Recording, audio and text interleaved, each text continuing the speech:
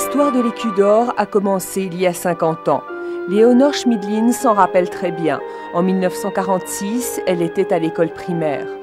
Un beau souvenir que cette photo de classe. Une classe spéciale, une des premières à avoir vendu l'écu d'or. Léonore Schmidlin, vendeuse d'écus d'or de la première heure. C'est pour sauver le lac de Sils dans l'Engadine que l'écu d'or fut créé. Ce lac était en danger car ses eaux étaient destinées à alimenter une usine électrique. Grâce à l'écu d'or, ce paysage pittoresque a été préservé in extremis. Un grand succès pour la protection du patrimoine et de la nature.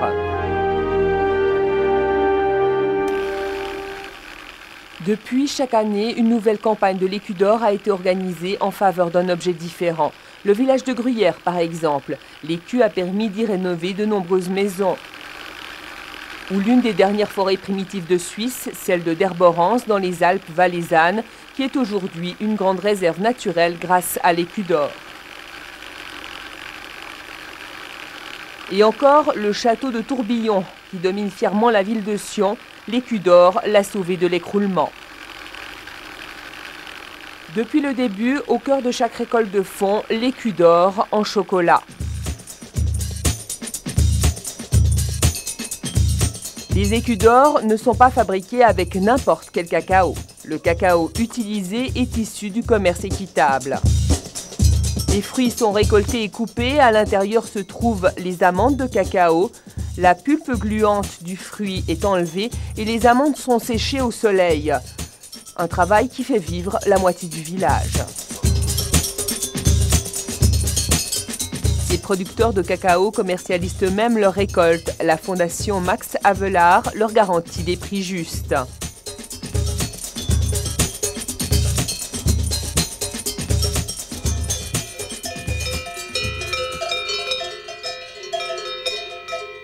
Le lait utilisé pour les écus d'or est lui aussi spécial. Il provient d'exploitation biologique, car la production des écus d'or doit aussi respecter l'environnement. C'est un principe fondamental.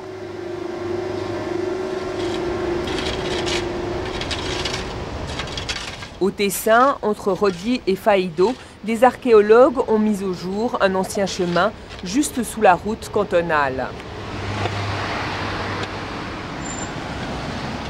Il y a plusieurs siècles, ce chemin était utilisé pour franchir le col du Saint-Gothard, une voie de communication importante entre le nord et le sud.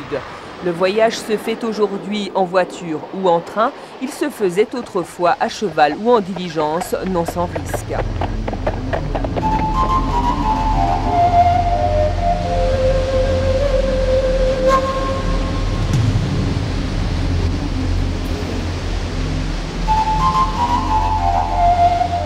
Les gorges sauvages du Piotino inspiraient crainte et respect.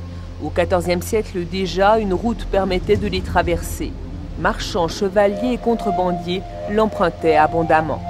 Grâce à l'écu d'or, une partie de cette ancienne route a été remise en état. C'est maintenant un chemin de randonnée. Faire revivre l'histoire, voilà un des buts de la protection du patrimoine.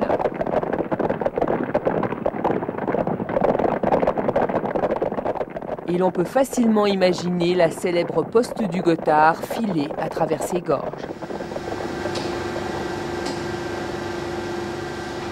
Dans la fabrique des écus d'or, le chocolat est stocké sous forme de crème dans des cuves. La température ne doit être ni trop basse ni trop élevée. La masse visqueuse du chocolat s'écoule à travers des conduites chauffées vers les machines qui vont la travailler.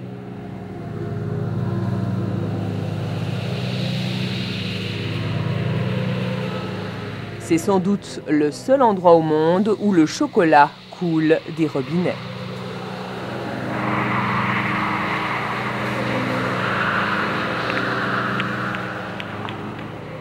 Le chocolat est réparti uniformément sur une bande transporteuse. Tout est automatisé.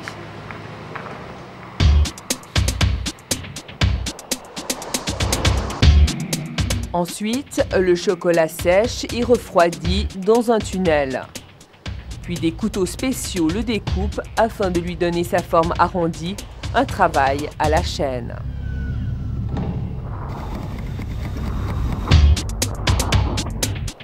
La production fonctionne 24 heures sur 24. 13 000 écus d'or sortent chaque jour de la fabrique.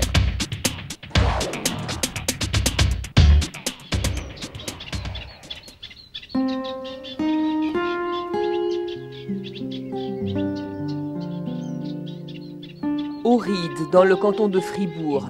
Grâce à l'écu d'or, ce magnifique paysage est placé sous protection pour une très bonne raison.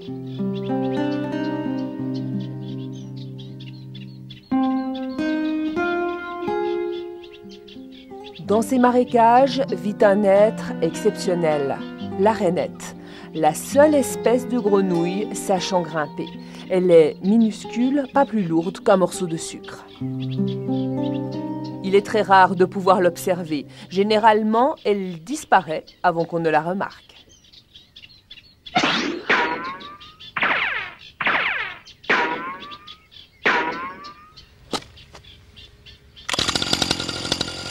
La rainette est un locataire exigeant.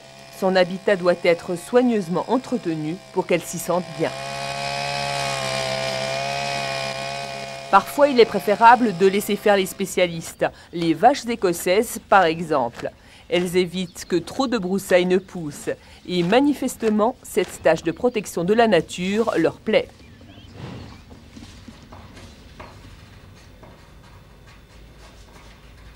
Chaque année, l'écu d'or a un nouvel aspect. L'illustrateur dessine le modèle, ce motif est adapté au sujet de la campagne. L'illustrateur fait en sorte qu'à chaque fois, l'écu d'or soit une petite œuvre d'art. Ensuite, c'est au tour du graveur d'intervenir. Sur un morceau de métal, il fraise le motif. Pour ce faire, il suit chaque trait du dessin avec une pointe, un système perfectionné qui reporte les mouvements du graveur sur la machine. Cela requiert une main sûre. Avec une très haute précision, le graveur confectionne les estampes qui serviront par la suite à imprimer le motif sur les écus à la fabrique de chocolat.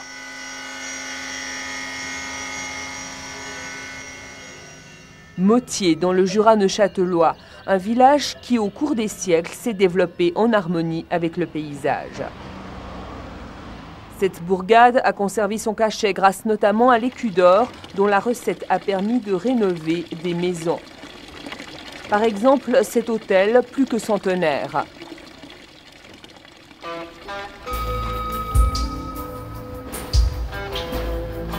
Un spécialiste s'emploie à restaurer un vieux mur crépi.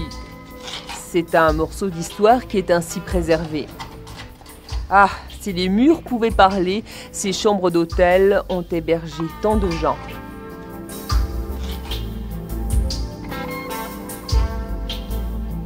Donner une seconde vie à de vieilles demeures, les adapter aux besoins d'aujourd'hui, voilà les objectifs de la protection du patrimoine. À Motier, elle a été mise en œuvre jusque dans le moindre détail.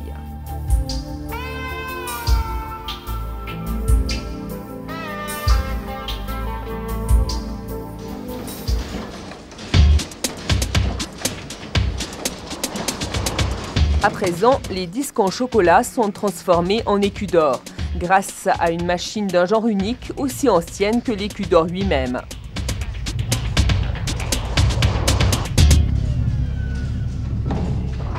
Recouverts d'une feuille dorée très fine, les disques en chocolat se transforment en écus d'or étincelants.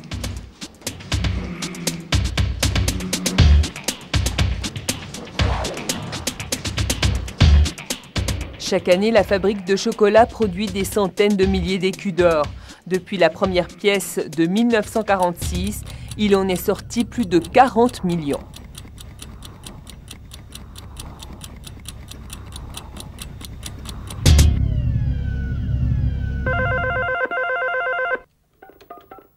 Qui appelle?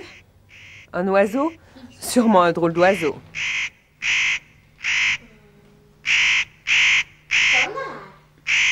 Être en liaison téléphonique avec le casse-noix moucheté et d'autres habitants des forêts alpestres.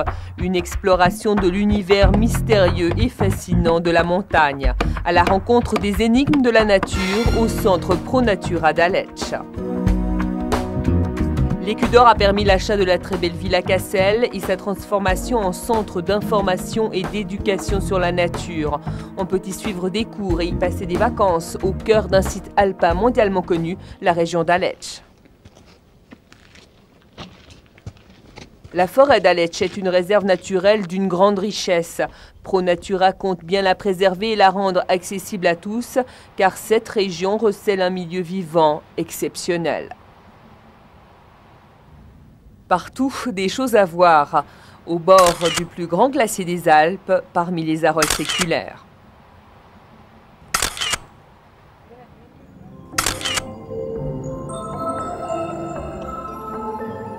Une boîte contient exactement 30 écus. C'est dans cet atelier occupant des personnes handicapées que les écus d'or sont conditionnés pour la vente. Chacun accomplit sa tâche méticuleusement, préparer les ficelles, plier les boîtes, remplir les cartons.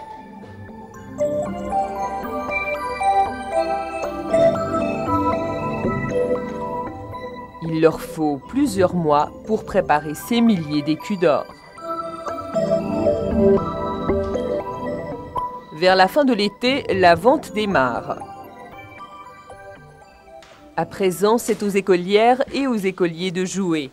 Sans eux, il n'y aurait pas de campagne de l'Écu d'Or. Chaque année, plusieurs milliers de classes sont de la partie, plus de 50 000 enfants au total. Activité principale, élèves. Mais après la classe, vendeuses et vendeurs d'écus d'or.